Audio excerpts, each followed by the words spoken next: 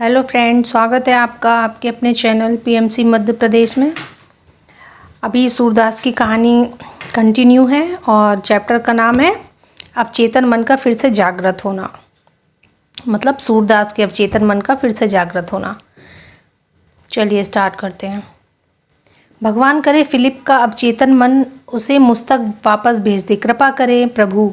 सूरदास रो पड़ा, पर उसे तुरंत एहसास हुआ, क्या उसका अवचेतन मन उसे कभी भी सही राह पर लाने में सफल हुआ? मैंने अपने अवचेतन मन को अपनी दुष्टता पर क्यों नहीं हावी होने दिया? क्यों मैंने अपने अवचेतन मन को बंद कर रखा था और दुष्ट काम करता रहा? मैं इतना दुष्ट क्यों था? मैंने कहा, तो क्या इसका मतलब यह है कि मैं अब बदल चुका हूँ?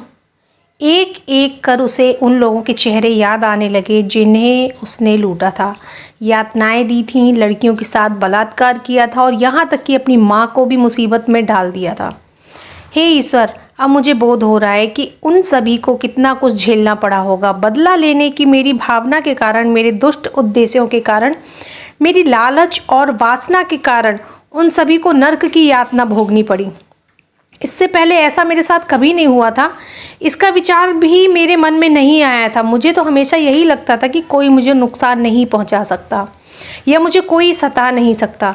मैं तो दुष्टों का सरदार था। मुझे इतना भरोसा था कि कोई मुझे धोखा नहीं दे पाएगा, पर इस डरपोक और जन्मजात कायर इंसान ने मुझे मूर्ख बनाकर मेरी तो आंखें ही खोल दी। बेशक ईश्वर का न्याय यही है, मैं इसी के लायक हूँ।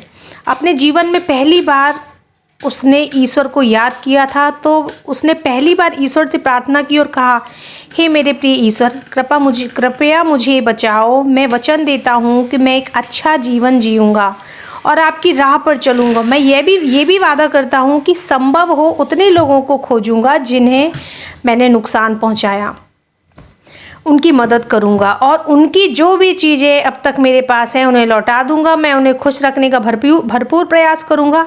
मैं जानता हूँ ऐसी भयानक ज़िंदगी जीने के बाद मैं बहुत अधिक मांग रहा हूँ, पर हे मेरे ईश्वर, बस मुझे एक मौका और दे दो, सिर्फ एक मौका, ताकि मैं नर्क जाने से बच जाऊँ और यहाँ पृथ्वी पर इन सांप एवं जंगली जानवरों के बीच रहकर नर्क झेलने से बच सकूँ। हे ईश्वर, मैं आपसे पहली बार प्रार्थना कर रहा हूँ।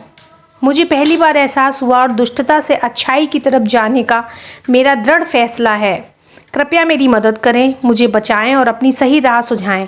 हे ईश्वर, आप मुझे अपनी सूझता का आशीर्वाद दें और मुझे एक अच्छा जीवन जीने में मदद करें। कृपया इस बार मुझे बचा लें। इसके बाद मैं कभी बुराइयों की राह पर नहीं चलूँगा। इसके बाद सूरदास बच्चों की तरह फूट फूट कर रोने लगा।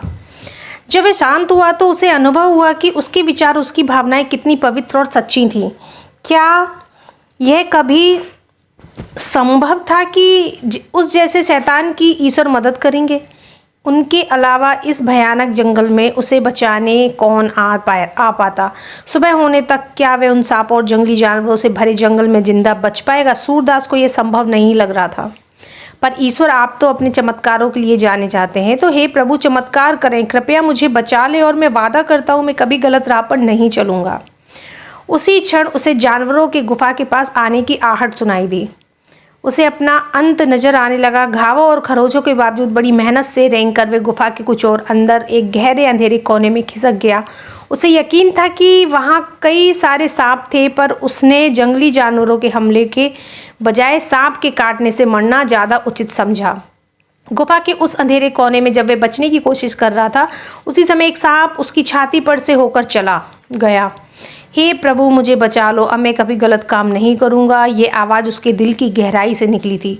उसे याद आने लगा कि कैसे उसके शिकार बने लोग भी इसी तरह उससे विनती करते थे, पर वह जो सबसे क्रूर इंसान था उन पर हंसता था और उन्हें अधिक प्रताड़ित करता था। क्या उसने कभी उन लोगों के प्रति जरा भी दया दिखाई? नहीं, कभी नहीं। तो फिर आज ईश्वर के सामने प्रति भला क्यों दया दिखाएंगे? आज ईश्वर उसके सामने भला क्यों दया दिखाएंगे? वह फिर रोने लगा और उसे पूरा भरोसा हो गया कि उसके बचने की अब कोई उम्मीद नहीं थी। मैं अब कभी सवेरा नहीं देख पाऊंगा। हे ईश्वर, मुझे ख़त्म कर दो, मेरे हृदय की धड़कन को रोक दो। मुझे पता है मैं नर्क ही जाऊंगा, पर मुझे उन जंगली जानवरों के हाथों मरने और सांपों से काटने से बचा लो। हे प्रभु, अब मेरा जीवन समाप्त कर दो।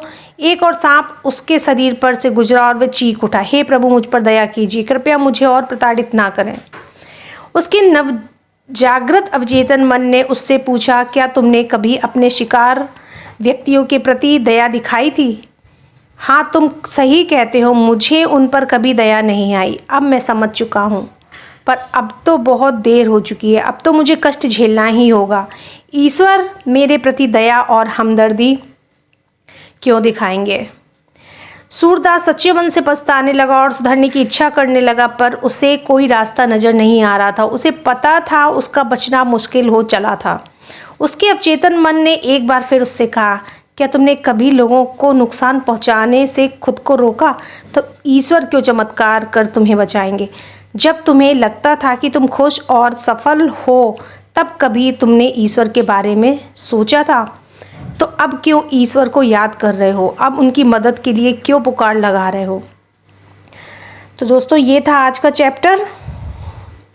देखिए किस तरह से भगवान मास्टर्स इनको गाइड कर रहे हैं, सूरदास को कैसे इनको रियलाइज़ कराया जा रहा है।